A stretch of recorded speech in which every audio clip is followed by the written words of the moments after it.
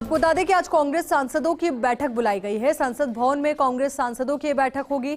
Monsoon session के बचे सत्र को लेकर बनेगी रणनीति। सोनिया गांधी और स्मृति ईरानी के बीच हुए विवाद को लेकर भी कांग्रेस आक्रामक है।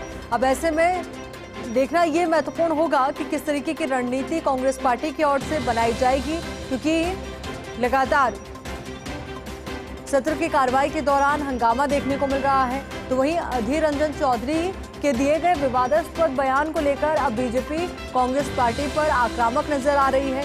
तो ऐसे में क्या रणनीति आगे के लिए बनाई जाएगी, किस तरीके से आगे की रणनीति के तहत मुद्दों को उठाया जाएगा। तो वहीं सोनिया गांधी और स्मृति ईरानी के बीच तीखी नोकझोंक भी हुई, इसको लेकर भी कांग्रेस आक्रामक है।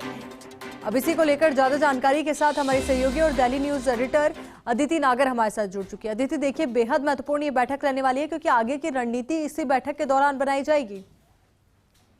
बिल्कुल, देखिए ये बेहद महत्वपूर्ण बैठक है और कल भी ये बैठक हुई थी।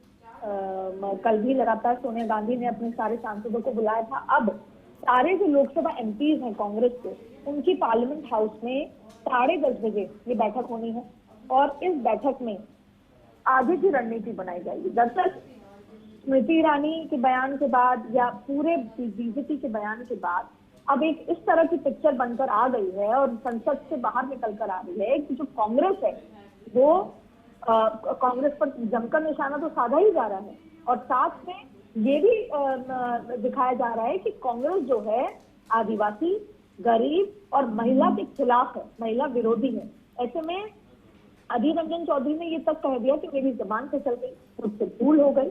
यहाँ तक कि सोनिया गांधी ने भी अपने फेवर में और अपने सांसदों को डांटा इस तरह की बयानबाजी के लिए। ये तमाम चीजें होने के बावजूद भी कल से लगातार स्मृति ईरानी की तरफ से बयान आ रहा है, उनकी नोकझोंक सोनिया गांधी के सामने नजर आई और इसके अलावा भी बीजेपी ने पूरा बैकफुट पे कांग्रेस को ला दिया है।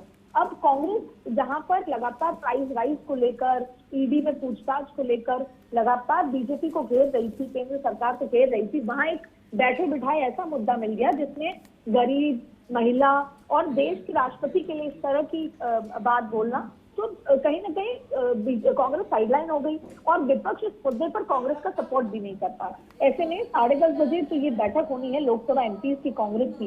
ये महत्वपूर्ण होगी कि सभी को एक ही लाइन पर बयान देना है, सबको किस तरह का रुख रखना है और कैसे भी करके इस पूरी कंट्रोवर्सी से कांग्रेस को बाहर लेकर आना है। नहीं तो अब संसद जब तक चलेगी तब तक बीजेपी हर बार ये बात कहेगी कि कांग्रेस तो गरीब, आदिवासी और महिला के खिलाफ है और ऐसे में जो प्राइस राइज को लेकर या ईडी को लेकर या अग्निपथ को लेकर जो मुद्दा विपक्ष का कांग्रेस उठा रही थी और बीजेपी को बैकफुट पे ला रही थी, वो सब भूल जाएगा। अब कांग्रेस को पहले तो ये रणनीति बनानी है कि वो ये मैसेज दे पाए कि बीजेपी बिना वजह टूल बना रही है। दूसरा ये मैसेज दे पाए कि गलती से ये हुआ, उसके लिए भूल माफी भी मांग ली गई है और भूल सुधार दी जाएगी। और दूसरा कि आगे कांग्रेस इस तरह की ना तो बयानबाजी से बचे, पहली बात, और दूसरा आगे अब आने वाले दिनों में आज के साथ किस तरीके से कांग्रेस एकजुट होकर इस पर बिल्कुल अदिति, देखिए इसी बीच दो अहम सवाल और उठते हैं। पहली बात तो जिस तरीके से कांग्रेस पार्टी कह रही है कि सोनिया गांधी को अननेसेसरी तरीके से परेशान किया जा रहा है, उनकी उम्र का हवाला बार बार कांग्रेस पार्टी की ओर से दिया जा रहा है। तो वहीं कांग्रेस पार्टी के जो इन दिनों के विवादित बयान देखे जाए तो वाकई में कांग्रेस पार्टी को बैकफुट पे लाया जा रहा है, क्योंकि पहला बयान स्मृति ईरानी की बेटी को लेकर दिया गया, उसके बाद राष्ट्रपति को लेकर के, तो बैठे बिठाए बीजेपी को एक मुद्दा मिला है। तो वहीं दूसरी ओर इस मौके को बहुत अच्छे तरीके से बीजेपी लपकना भी जानती है। देखिए बिल्कुल लपकना जानती है। जहां पर लगातार प्राइस राइज को लेकर तमाम चीजों को लेकर कांग्रेस सड़कों पे थी, संसद में घेराव में थी, जिसकी वजह से सांसद निलंबित भी हुए, तमाम चीजें हुई और बहुत अच्छा मौका था इस बार विपक्ष के पास कि संसद से लेकर सड़क तक लगातार हंगामा कर पाई और बीजेपी को बैकफुट पे लेके आ पाई। लेकिन कांग्रेस आज से नहीं, मणिशंकर अय्यर के टाइम जब गुजरात के चुनाव थे इससे पिछली बार, तब भी ऐसी एक बात बोल दी गई थी जिसमें पूरा का पूरा चुनाव पलट गया था। तो कांग्रेस के यहाँ इसीलिए कई बार मजाक में ये बात कही जाती है कि कांग्रेस में कुछ ऐसे लोग हैं जो बीजेपी की तरफ से काम कर रहे हैं। एक ऐसा बयान, देखिए देश के राष्ट्रपति के लिए आप गलती से भी कुछ नहीं, इस एक संवैधानिक पद पे बैठे व्यक्ति के लिए किसी भी तरह का ऐसा बयान देना वो किसी भी पॉलिटिकल पार्टी के लिए सही नहीं है।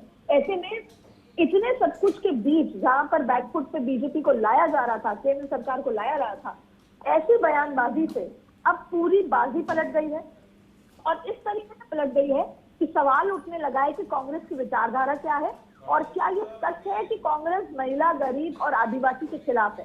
सोनिया गांधी की तो कल नाराजगी थी अपने लोकसभा के सांसदों को लेकर, वो यही थी कि हम आंदोलन करें, हम संसद में धरना प्रदर्शन करें, हम बयानबाजी करें, लेकिन ऐसी टिप्पणियों से करने से बचें। बिल्कुल अदिति, और मुनासिब भी यही होगा कि ऐसी टिप्पणियों से बचा जाए, ताकि जिन मुद्दों पर बहस होनी चाहिए, जिन मुद्दों पर चर्चा होनी चाहिए, उन मुद्दों पर चर्चा हो, ना कि बेफिजूल के जो मुद्दे हैं वो गरमाए। बहुत बहुत शुक्रिया आपका हमारे साथ जुड़ने के लिए, पूरी बातचीत के लिए।